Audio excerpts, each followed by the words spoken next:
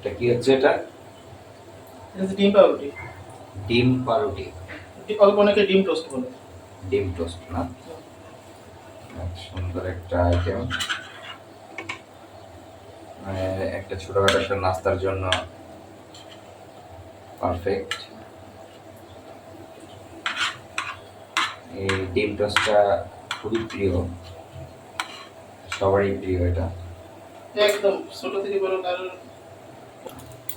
আচ্ছা তাহলে এখানে ব্রেড না? এটা ব্রেড।